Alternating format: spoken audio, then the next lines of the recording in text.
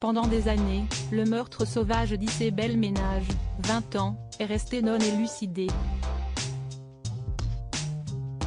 Jusqu'au jour où une avocate fouille le dossier et fait le lien avec d'autres crimes commis par Jacques Ranson. Ce 20 juin 2022 s'est ouvert le procès en appel de Jacques Ranson, condamné en première instance en 2021 à 30 ans de réclusion criminelle pour le viol et le meurtre en 1986 d'Isabelle Ménage, 20 ans. L'enquête avait piétiné avant d'aboutir à un non-lieu en 1992.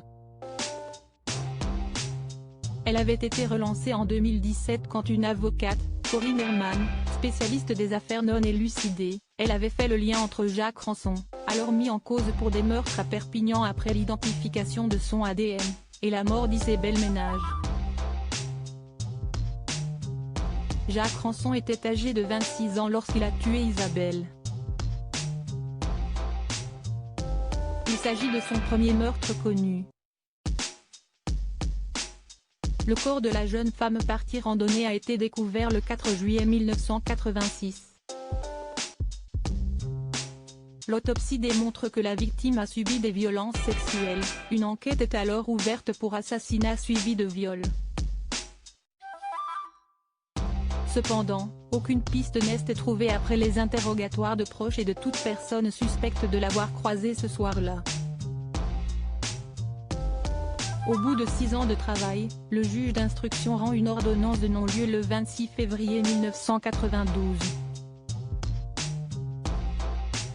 Il faudra attendre 2018, des avancées scientifiques en criminologie, le procès de Jacques Ranson condamné à la réclusion criminelle à perpétuité pour Mokhtaria Chaïb en décembre 1997 et Marie-Hélène Gonzalez en juin 1998 et le travail acharné de l'avocate Corinne Herman aidée de Didier Seban, spécialiste des affaires non élucidées, pour qu'une enquête soit demandée par le parquet d'Amiens contre Jacques Ranson.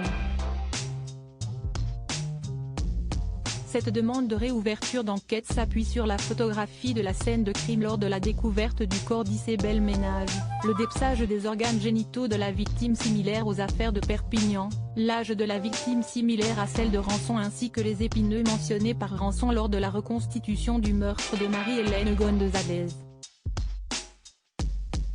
Une nouvelle autopsie a confirmé de fortes similitudes avec le mode opératoire de Jacques Ranson. Extrait de sa prison de Béziers, il est placé en garde à vue pour le meurtre d'Isabelle Ménage et finit par avouer le meurtre, à sa 7e audition, en racontant avoir enlevé Isabelle Ménage le jour de sa disparition alors qu'elle faisait du stop. Ranson reconnaît également avoir frappé puis violé la jeune fille, avant de l'étrangler.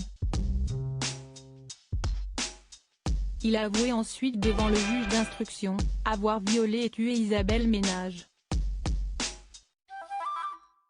Il a expliqué avoir mutilé le corps pour qu'aucune trace de lui ne soit retrouvée. Cependant, il s'est rétracté 4 mois plus tard par courrier.